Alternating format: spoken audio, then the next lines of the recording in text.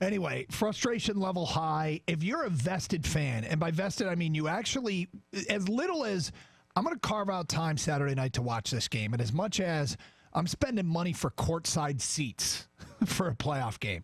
If you are a vested fan, how would you describe your emotions Saturday watching that team and that performance?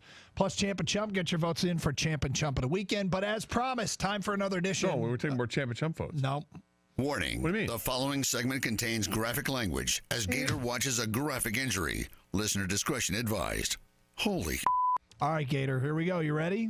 No. Tell the people what you're looking at. I'm looking at I don't know. Is it soccer? Is that what this is? Yeah. Soccer field. Yep.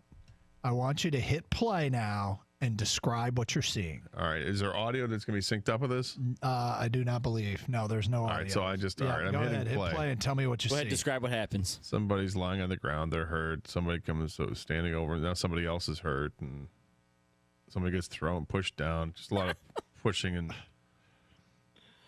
soccer. Ooh, the guy.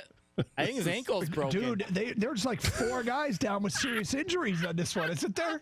This is bad. Everyone's going down. There's 4 guys. Contagious. All right, hang on. Let me go back and watch this one again because this is funny. Somebody goes down. He must be dead. Oh my God! Oh my God! Somebody else just fell down. Is he okay? Oh, another player falls down. Is he okay? Oh, got to check. Oh my God! Oh, he gave him the forearm shiver. That guy. Dude, this is an soccer's dangerous, man. embarrassment of the highest. I love World Cup soccer. I love that we're actually an underdog in a real sport. And yet, this is the worst part of the sport. Because what we just showed Gator was the worst example I can ever remember when it comes to flopping. It was contagious. There were 4 guys down. Do we know who the teams are and what league this is? Any of that information? And what hospital they're all at right now? So yeah, they can send get well cards. Got a GoFundMe page going for these guys. There is a team with red and white stripes and a team in all blue. I do not know where it came from. This is so embarrassing. Yes, America's never going to get behind this. Never. No. We can't get behind this. This is, I mean, for people, just imagine all the soccer injuries you've ever watched, the fake ones, where a guy just runs by and says, what? What does he do, Gator? He just touches another dude in the chest. Yeah. He goes flying to the ground like someone shot him. This is just 4. This is 4. Well, it's actually 3. We don't know what happened on the first one. This is so embarrassing for the sport. So embarrassing for the sport. I mean, the fact that this stuff goes on, it's easy to get rid of. It is. It's harsh, but it's easy. Ban them from play.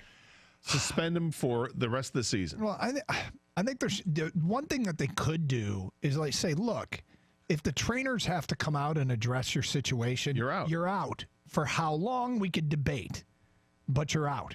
But if you want to see probably the worst case, and we totally, messed with Gator. There's nothing graphic about this. There's nothing graphic except for the 4 guys on the ground, 3 of them totally flopping. It's a domino effect, which is great. The one guy that pushes one guy who flops, some guy comes in and pushes him, then he flops. Then the guy who got pushed, he flops. The last guy is the worst. Yes. I mean, because you see him walking over as if he's trying to get in a conversation with somebody, like basically begging him that he's going to get touched. The guy, does he even touch him?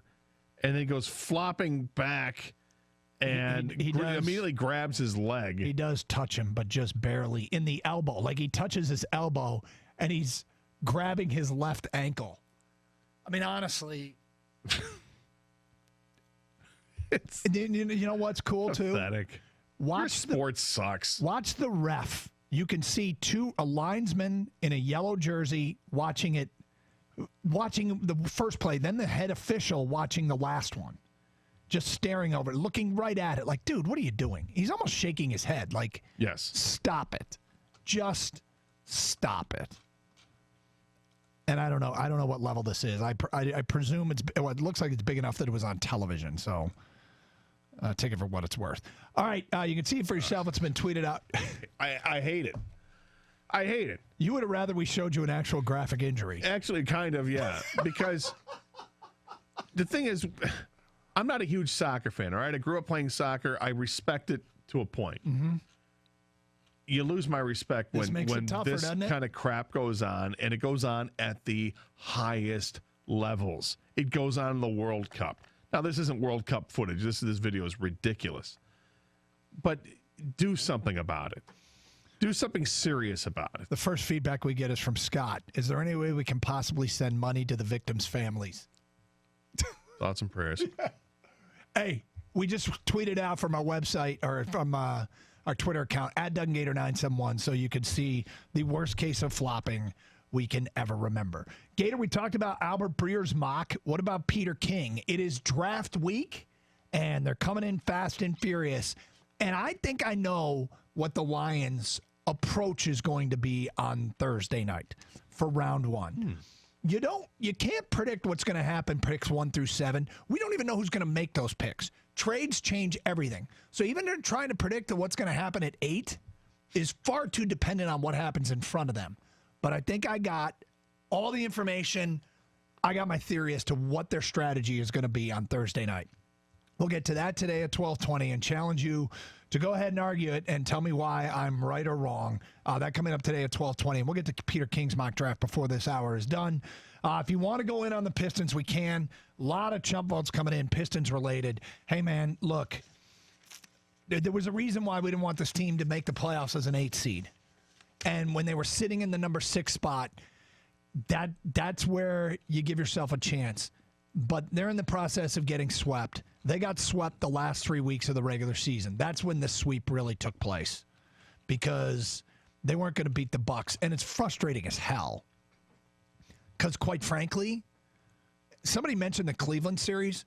The last game was a 2-point game. There were games that were in doubt late in the Cleveland series the last time the Pistons made the playoffs and also got swept. These games haven't been in doubt. These games have been over at the latest early third quarter. Aren't they on the brink of, if they lose tonight, they'll have the record for most consecutive losses in the playoffs? That wouldn't surprise me. I haven't seen that or heard that, but I was watching Sportsworks last night. I think that was the number they had. Here's the other number that's just so disappointing for this town.